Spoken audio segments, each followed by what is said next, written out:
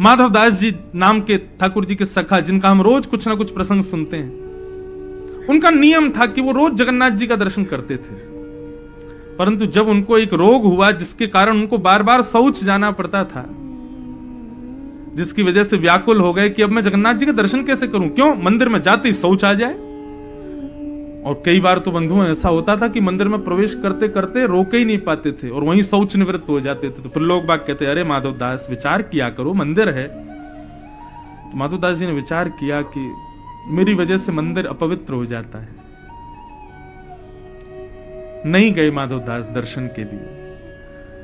माधवदास समुद्र के किनारे पड़े थे, कमजोर पड़ गए, अब तो उठ भी नहीं पा रहे थे। लेकिन देखो, इसी को रास कहते हैं कि माधवदास मंदिर नहीं गए तो जगन्नाथ जी व्याकुल हो गए कि माधवदास कहां है, क्यों नहीं आ रहा दर्शन करने। श्री जगन्नाथ जी स्वयं पहुंचे तो देखा समुद्र के किनारे माधवदास पड़ा था, मलमूत्रादि सबसे पूरे वस्त्र सने हुए। माधवदास में इतनी भी ताकत नहीं कि स्वयं उठ करके अपने वस्त्रों को धो ले, अपने शौच से सने शरीर को साफ कर ले। तो श्री जगन्नाथ जी स्वयं समुद्र का जल अंजलि में भरें और लाके माधवदास के ऊपर डालें, अपने हाथों से माधवदास के वस्त्रों को साफ करें, उसके अंग प्रत्यंगों को ठाकुर जी का स्पर्श करते ही माधवदास को चेतना आ गई। नेत्र खोल करके देखा, विशाल नेत्र, श्याम वर्ण, मधुर चंदन की सुगंधी से संलिप्त श्री जगन्नाथ जी स्वयं सेवा कर रहे हैं माधवदास की। माधवदास रोने लगे, नाथ क्या कर रहे हो आप? वो तुम्हारी सेवा कर रहे हैं। भक्त हमारी सेवा करता है तो कभी कभी भक्त की हम भी सेवा करते हैं। ठाकुर जी मुझे पाप का भागी मत बनाओ, आप मेरे मल युक्त शरीर का स्पर्श मत कीजिए। ठाकुर जी कहते हम विचार नहीं करते, अहम भक्त पराधीन, मैं भक्त के पराधीन हूं। मुझे इस बात पे विचार नहीं उसका रूप कैसा, जाति कैसी, स्वरूप कैसा। जात पात पूछे नहीं कोई, हरु को भजे सो हरि को हो। तुम पवित्र हो अपवित्र हो इससे मुझे कोई मतलब नहीं, तुम मेरे भक्त हो, वैष्णव, करने दो सेवा। अब की बार जैसे ही जगन्नाथ जी समुद्र का जल भर के लाए, माधवदास को पहुंचने लगे, माधवदास ने हाथ पकड़ा, मेरी सेवा करना आपको मंजूर है, मेरे मल को साफ करना मंजूर है, मेरा रोग ठीक क्यों नहीं करते थे, मुझे ठीक कर दीजिए आप। ठीक हो जाऊंगा तो रोग ही नहीं होगा, रोग नहीं होगा तो आपको भी सेवा नहीं करनी पड़ेगी, मैं भी रोज मंदिर आ जाऊंगा। मेरा रोग ठीक क्यों नहीं कर रहे आप?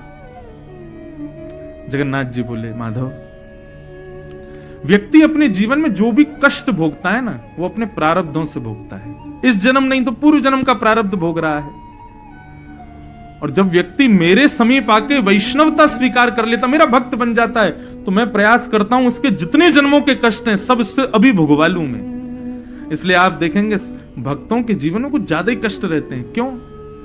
जगन्नाथ जी उनको निवृत्त कर रहे हैं, जल्दी जल्दी सारे एग्जामिनेशन पास करवा रहे हैं, जल्दी करो और ये अपनी क्वालिफिकेशन पास करके मेरे पास आ जाओ। अति कष्ट जिसके जीवन में आ रहा है, समझो वो बहुत जल्दी निवृत्त होने वाला है संसार के सब विषयों से। ठाकुर जी बोले, यदि माधव मैंने तुम्हारे इस कष्ट का निवारण कर दिया, इसको यदि ठीक कर दिया ना, तो बचा हुआ जो प्रारब्ध है उसको भोगने के लिए तुमको फिर जन्म लेना पड़ेगा। इसलिए मैं इससे भुगवा रहा हूं ताकि तुम इसको भोग करके जल्दी अपने पूर्व प्रारब्ध से निवृत्त हो जाओ। माधवदास जी बोले, तो ठीक है, फिर पड़ा रहने तो समुद्र के किनारे, इस कष्ट में ही मुझको रहने दो।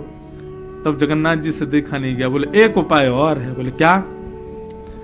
तुम्हारे कष्ट को यदि हम अपने ऊपर धारण कर लें तो तुम्हारा प्रारब्ध सब नष्ट हो जाएगा। माधवदास जी मना करते रहे लेकिन नहीं माने ठाकुर जी, और अपने वैष्णव माधवदास के संपूर्ण प्रारब्ध के कष्ट को जगन्नाथ जी ने अपने ऊपर ले लिया और 15 दिन के लिए श्री जगन्नाथ जी बीमार हो गए।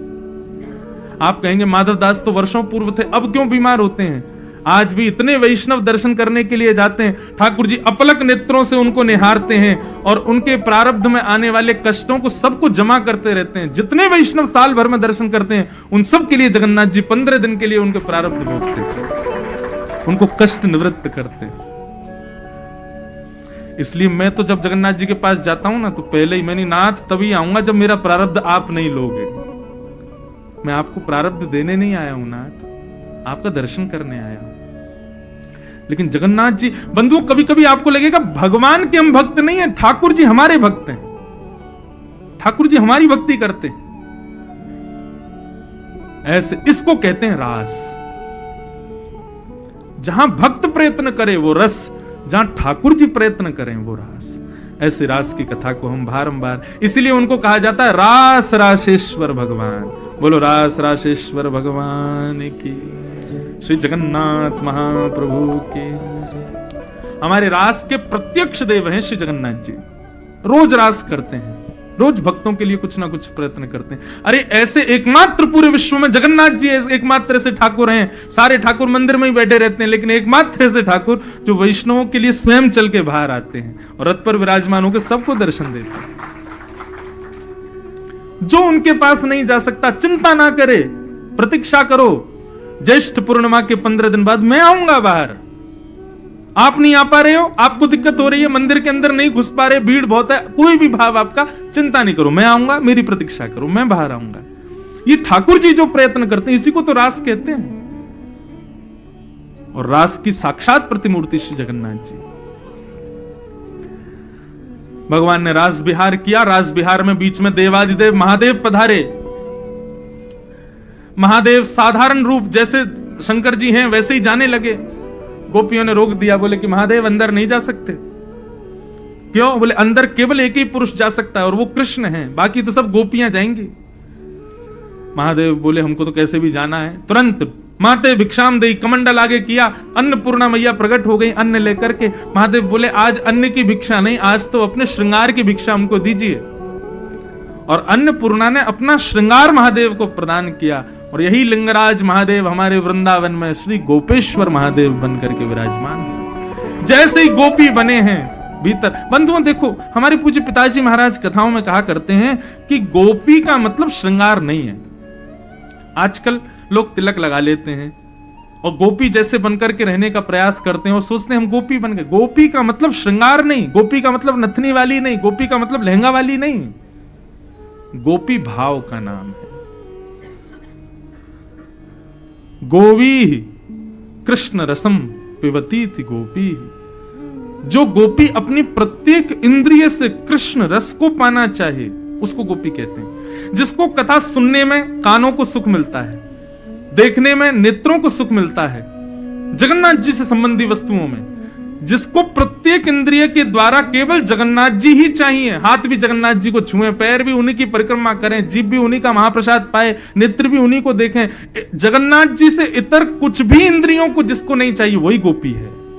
जो प्रत्येक इंद्रिय से कृष्ण को पिए वो गोपी। कई लोगों की कथा सुनने में रुचि ज्यादा नहीं होती, दर्शन में बहुत रुचि होती, तो वो गोपी नहीं है। लेकिन कई लोगों की श्रोता कथा सुनने में बड़ी रुचि है लेकिन दर्शन में ज्यादा भाव नहीं आता। और कईयों को दर्शन में भी भाव आता है, सुनने में भी भाव आता है, लेकिन महाप्रसाद में ज्यादा रस नहीं आता। कृष्ण संबंधी कोई भी वस्तु आ जाए वो सब रस से भरपूर लगे और सबको आस्वादन में सुख मिले, तब समझो हम गोपी है। वो गोपी। नारद जी के मन में भाव आया, ठाकुर जी को जाकर के बोले भगवान अब वृंदावन में लीला करते रहोगे, आगे की लीलाएं कैसे संपादित करोगे? कंस को मारना है, द्वारिका की स्थापना करनी, महाभारत युद्ध कराना, 16,108, अभी तो बहुत कुछ आपको काम करना है, कब जाओगे आप वृंदावन से? बंधुओं, परब्रह्म परमात्मा जो कभी किसी बंधन में नहीं बंधता वो प्रेम डोर में बंध गए वृंदावन के। नारद जी को कहने लगे नारद मैं कैसे जाऊं वृंदावन से? नंद रानी यशोदा, नंद बाबा, ये मधुमंगल, श्रीदामा, तन सुखा, मन सुखा, धन सुखा, ये मेरे सखा हैं, इनको छोड़ के मैं कैसे जाऊं? नारद जी बोले आप सच में परमात्मा ही हो ना? क्यों? क्योंकि आज परमात्मा आसक्त दिख रहा है मुझे। परमात्मा जो सारे विश्व को निरासक्त करता है आज वो स्वयं आसक्त दिख रहा है। हमारे ब्रज में एक भाव गाते हैं, क्यों आसक्त हुए ठाकुर जी? क्योंकि प्रेम है ब्रजवासियों। ब्रजवासियों के पास ज्यादा नियम नहीं है, ब्रजवासी ज्यादा वेद मंत्र आदि पाठ आदि नहीं जानते, ब्रजवासी ज्यादा क्रियाएं करना नहीं जानते, ब्रजवासी केवल प्रेम करना जानते हैं। और उस प्रेम के पास में ठाकुर जी बंध गए। हमारे ब्रज में गाते हैं कौन पावे आको पार, गाएंगे नहीं, 2 शब्द सुना रहे हैं बस। कौन पावे आको पार, अरे भैया प्रेम ने दिया की सदा उल्टी बहे धार। विष्णु अवतार विश्व पोषण करण, विष्णु अवतार विश्व पोषण करण। क्यों हुआ? भगवान विष्णु का अवतार विश्व के पोषण के लिए। लेकिन हमारे वृंदावन में क्या कर रहे हैं? सोई करे चोरियां अहीर घरन, सोई करे चोरियां अहीर घरन, निज प्रभुता विसार, प्रभुता विसार। अरे भैया प्रेम ने दिया कि सदा उल्टी बहेदा, कौन पावे आको पार। एक कथा आती है कि ठाकुर जी की जन्माष्टमी थी। श्री जगन्नाथ जी जब वृंदावन में विराजते थे तो जन्मदिन था ठाकुर जी का। तो आज मैया ने ठाकुर जी को एक उपहार दिया। यशोदा मैया ने क्या उपहार दिया? क्षुद्र घंटिका। क्षुद्र घंटिका क्या? कौंधनी पहनते हैं ना बच्चे कमर में, ऐसी यशोदा मैया ने सोने की कौंधनी पहनाई और उस कौंधनी में छोटी छोटी छोटी छोटी घंटियां लगी हैं। कैसे? जैसे ठाकुर जी को पहनाई, अब ठाकुर जी जब चलते हैं तो घंटी बजती है, टन टन टन, सारी घंटियां एक संग बजती हैं कमर में। एक गोपी ने आके पूछी, मैया ये आपने कहा पहनाया हो लाला को ऐसी क्षुद्र घंटे का, छोटी छोटी घंटियों की? बोले अरे लाला बड़ो बड़ो ऊधमी है। बोले क्यों? बोले मैं यमुना जल भरवे जाऊं तो मेरे पल्लू पकड़ के संग चले, मैं कहूं घर रुक जा तो घर रुके भी ना, संग जावे, लेकिन मेरे संग पल्लू पकड़ के चले, बीच रास्ता में कोई गोपी अपनी खिड़की में से माखन यूं दिखावे, लाला आजा माखन खवाऊंगी, सोई मेरो पल्लू छोड़ के बाद गोपी के पास भाग जाए। एक दिन ऐसी गायब है गो, सो मैं ढूंढती रही कहां चलोगो, तब पता चलिए गोपी की गोद में बैठ के माखन खा रो। मैंने कि लाला तू ऐसे छोड़ छोड़ के भाग जावे, तो मैंने ऐसी क्षुद्र घंटिका पहना दी है, अब लाला पीछे पीछे चले तो आवाज आती रहे घंटीन की, अगर दाएं बाएं कहीं जावे तो मुझको पता चल जाए लाला मां को जा रहा है। ये पर ब्रह्म की गति है हमारे वृंदावन में। रसखान कहते हैं छचिया भरी छाछ पे नाच नचायो। छोटे से माखन के लोना को पाने के लिए पर ब्रह्म कैसी कैसी लीला करते हैं वृंदावन में। किस वस्तु में आसक्त होकर? केवल प्रेम। नारद जी से ठाकुर जी बोले ये ब्रजवासी मुझसे बहुत प्रेम करें नारद, मैं कैसे जाऊं इनको छोड़ के? नारद जी बोले प्रभु त्यागना तो पड़ेगा। हम आप सोचें कि केवल हमको विरह होता है, ठाकुर जी को विरह नहीं हुआ। कितना बड़ा त्याग। और अक्रूर जी के साथ में वृंदावन छोड़ करके ठाकुर जी मथुरा को प्रस्थान कर गए। मैं इस विषय को अपनी कथा में वैसे बहुत कम बोलता हूं, क्योंकि ठाकुर जी वृंदावन से गए ये विषय हमसे कहा नहीं जाता। और हम सच बताएं वृंदावन वासी तो ये बात मानते ही नहीं कि हमारे जगन्नाथ जी कभी हमको छोड़ के जाते हैं, सदा वृंदावन में रहते हैं।